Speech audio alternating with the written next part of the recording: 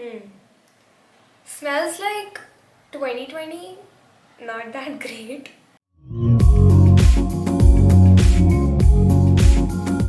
Hi guys, it's Sejal. So for today's video, we are going to make kimchi. If you don't know what kimchi is, it's the national dish of South Korea, and from what I have heard, it is of two types. One, the cabbage kimchi or the yangbechu kimchi, and the diced radish kimchi or the khagdugi. Since I am very lazy, we're going to try making the cabbage one only. But honestly, I am not sure if I should actually do this or not because I don't trust my kitchen skills and nor does my mom. But anyways, you gotta do what you gotta do.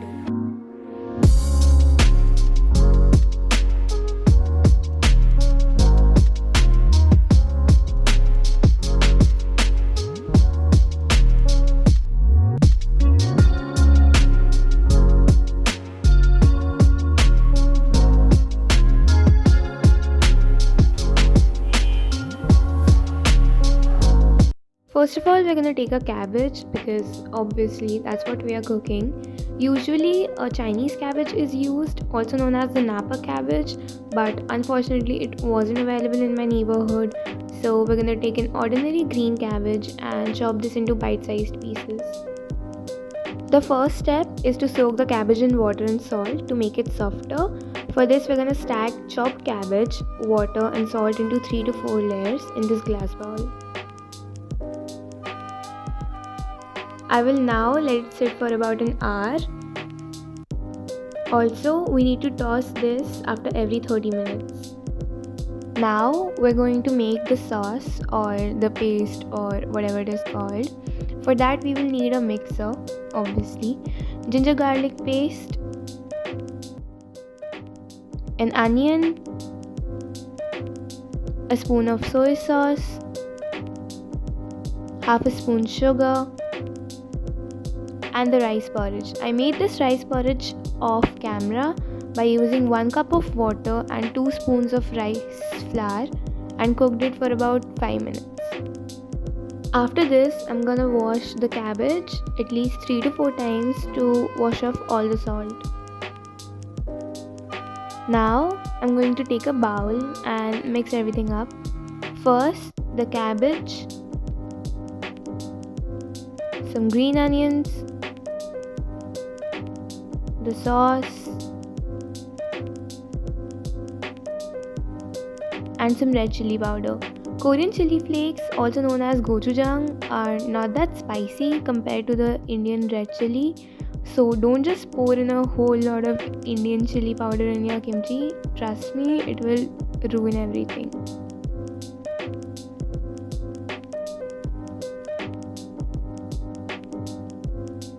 Now let me fill this mixture in these airtight mason jars.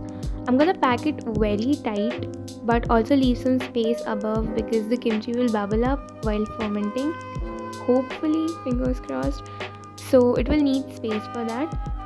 I will now keep this on my kitchen counter and let it ferment for about 2 to 3 days.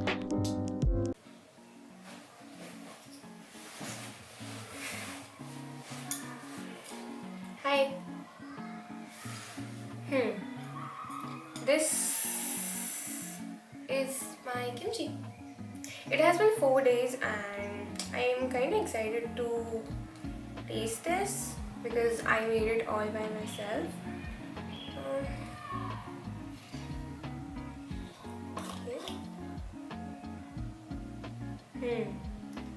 Smells like 2020, not that great, but let's taste this and see.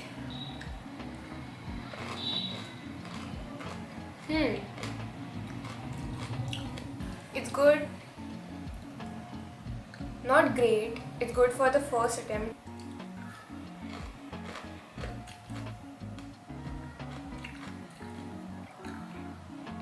Very spicy.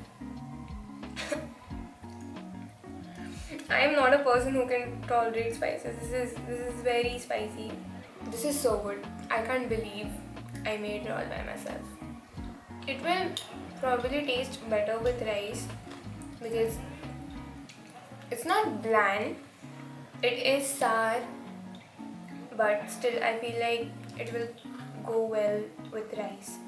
It kind of tasted like the Indian authentic pickle, but a less sour version of that. Indians will actually like this. If someone likes spicy things, he or she will definitely like this. So yeah, that is it for the video. I hope you enjoyed the process of making kimchi. It was so easy and it turned out to be so good. I mean, will I make this again? Probably, but with less red chili.